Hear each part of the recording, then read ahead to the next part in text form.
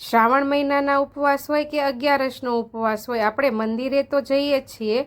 મંદિરોમાં મળતી આપણે ઇસ્કોન મંદિર જેવી ફરાળી મોરૈયાની ખીચડી જે પ્રસાદમાં મળે છે તે લગભગ બધાને જ બહુ ભાવે છે અને એકદમ ટેસ્ટી લાગે છે, કારણ કે તે પ્રસાદ હોય છે. તો આપણે આજે એવી જ પ્રસાદમાં મળતી મોરૈયાની ખીચડી ઘરે બનાવીશું. સેમ તેવી જ બનશે. હલો ફ્રેન્ડ્સ, સ્વાગત છે તમારું મારા કિચનમાં. આજે આપણે બનાવીશું ફરાળી મોરૈયાની ખીચડી જે ઇસ્કોન મંદિરમાં મળે છે તે રીતે, એકદમ ટ્રેડિશનલ રીતે બનાવીશું. તેમાં આવતી વસ્તુ અને ટિપ્સ સાથે બતાવીશ. એકદમ ટેસ્ટી બનશે. મારી રેસીપી ગમે તો વધુમાં વધુ શેર કરજો અને કોમેન્ટમાં જરૂરથી જણાવજો તમે કઈ રીતે બનાવો છો તે. અને ચેનલ ઉપર નવા હો, મારી રેસીપી જોતા હો અને જો રેસીપી ગમતી હોય તો ચેનલને સબસ્ક્રાઈબ કરવું ભૂલતા નહીં. આપણે આ ખીચડી બનાવવા માટે પહેલાં અડધો કપ જેટલા મોરૈયાને એકદમ ચોખ્ખો કરી લેવાનો છે, સાફ કરીને લઈ લઈશું.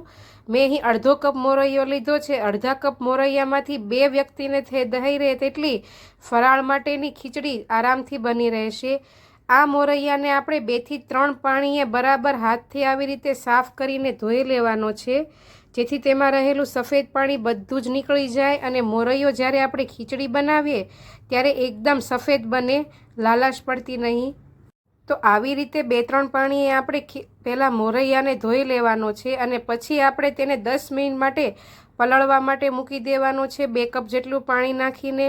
અને ત્યાં સુધીમાં આપણે એક કુકરને મીડિયમ ટુ લો ગેસની ફ્લેમ ઉપર મૂકીશું. તમે છૂટા વાસણમાં પણ બનાવી શકો, પણ કુકરમાં આ ખીચડી ખૂબ જ સરસ બનશે અને જલ્દીથી બની જશે. મેં અહીં કુકરમાં બનાવી છે. તેમાં 2 ચમચી જેટલું આપણે ઘી ગરમ કરવા માટે મૂકીશું. તમે અહીં તેલ પણ લઈ શકો, પણ ફરાળી વસ્તુ અને ફરાળી ખીચડી ઘીમાં ખૂબ જ સરસ લાગે છે. ઘી ગરમ થાય એટલે તેમાં આપણે અડધી ચમચી જેટલું જીરું એડ કરીશું. જીરુંને એકદમ તતડી જવા દેવાનું છે. 2 ચપટી જેટલી હિંગ એડ કરીશું. જો હિંગ તમે ફરાળમાં ન ખાતા હોય તો ઓપ્શનલ છે, ન નાખો તો પણ ચાલે. જીરું સરસ એવું તતડી જાય એટલે હવે આપણે તેમાં એક તમાલપત્રના ટુકડા અને 5 થી 6 મીઠા લીમડાના પાન એડ કરીને તેને બરાબર સાતળી લેવાના છે. તે પણ સરસ રીતે સતળાઈ જાય એટલે તેમાં એક તજનો ટુકડો અને 2 લવિંગ એડ કરીશું.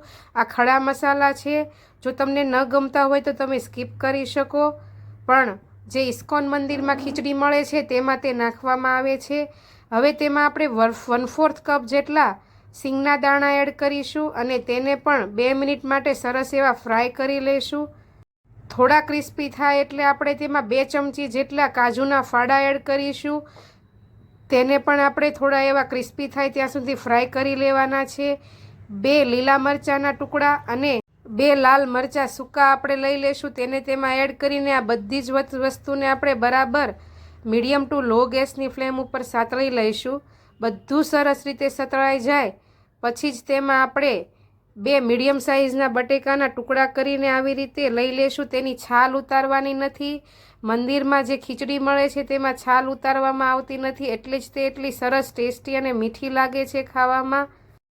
પેટ ભરાઈ જાય છે પણ મન નથી ભરાતું, એટલે આપણે બટેકાની છાલ નહીં ઉતારીએ અને એમનેમ જ તેના મીડિયમ સાઇઝના ટુકડા કરી લઈશું અને તેને તેમાં સાતળી લેવાના છે.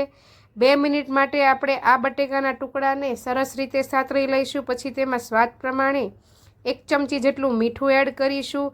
1 મોટા લીંબુનો રસ એડ કરીશું. 1 ચમચી જેટલી આપણે તેમાં ખાંડ એડ કરીશું. અને મોરૈયો પચવામાં ભારે હોય છે એટલે તેમાં આપણે અડધી ચમચી જેટલો અધકચરા વાટેલા મરીનો પાવડર લઈ લઈશું, જેનાથી ખીચડીનો ટેસ્ટ પણ સરસ આવશે અને પચવામાં પણ સરળતા રહેશે. હવે આ બધી વસ્તુને મસાલા સાથે બરાબર મિક્સ કરી દઈશું અને હવે જે આપણે મોરૈયો પલાળવા માટે મૂક્યો હતો તે સરસ એવો ફૂલી ગયો છે. તેમાંથી આપણે બધું જ પાણી નિતારી લેવાનું છે અને પછી આપણે કુકરમાં તેને એડ કરીશું. અહીં આપણે અડધા કપ જેટલો મોરૈયો લીધો છે એટલે તેની સામે આપણે 2 કપ જેટલું પાણી એડ કરીશું, એટલે કે 4 ગણું પાણી. મોરૈયાને આપણે સરસ રીતે બધી વસ્તુમાં મિક્સ કરી દઈશું. સરસ રીતે મિક્સ થઈ જાય એટલે હવે તેમાં આપણે 2 થી 2.5 કપ જેટલું પાણી એડ કરવાનું છે. મંદિરોમાં જે ખીચડી મળે છે તે એકદમ ઢીલી હોય છે એટલે આપણે અહીં પાણીનું પ્રમાણ 4 ગણું કર્યું છે, જેથી મોરૈયો સરસ એવો ફૂલીને બફાઈ પણ જશે અને ખીચડી જે મંદિરોમાં મળે છે તેવી એકદમ ઢીલી બનશે. પાણીમાં બધી જ વસ્તુ બરાબર મિક્સ કરીને ચમચાથી આવી રીતે ચલાવી લઈશું અને પ્રેશર કુકરનું ઢાંકણું બંધ કરીને આપણે મીડિયમ ગેસની ફ્લેમ ઉપર 3થી 4 વિસલ કરી લેવાની છે. ગેસની ફ્લેમને આપણે મીડિયમ રાખીશું જેથી મોરૈયો તળિયે ચોંટે નહીં ને આવી રીતે 3થી 4 વિસલ કરી લેશું. 3થી 4 જ વિસલમાં આપણો મોરૈયો એકદમ સરસ રીતે બફાઈ જશે અને ખીચડી તૈયાર થઈ જશે.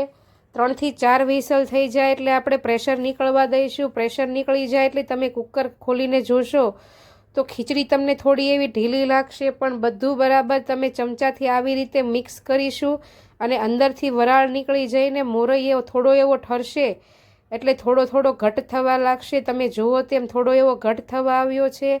હવે આમાં આપણે ઝીણા સમારેલા લીલા ધાણા એડ કરીને બરાબર મિક્સ કરીશું અને જેમ તમારો મોરૈયાની ખીચડી ઠરશે તેમ થોડી જાડી થવા લાગશે એટલે આપણે પાણીનું પ્રમાણ વધારે જ રાખવાનું છે ને મોરૈયાનું ઓછું, તો પણ સરસ એવી એકદમ ખીચડી ઢીલી એવી બનીને તૈયાર થઈ જશે.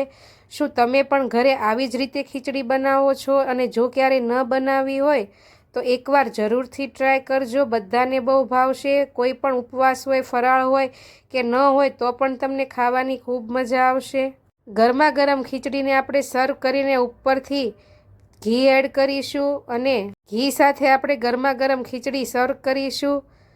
તો છે ને એકદમ ઇઝી રીત મંદિરો જેવી જ ખીચડી બનાવવાની.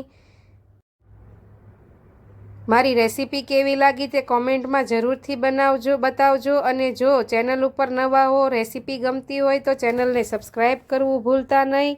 અને હા, ત્યાં આપેલું બેલ આઇકન જરૂરથી દબાવજો જેથી ઉપવાસની આવી નવી ઇઝી રેસીપી તમને મળતી રહે. તો ચાલો આવતીકાલે ફરી મળીશું એકદમ નવી રેસીપી સાથે અને અલગ ટિપ્સ સાથે. તો ચાલો આવજો. જય શ્રી કૃષ્ણ.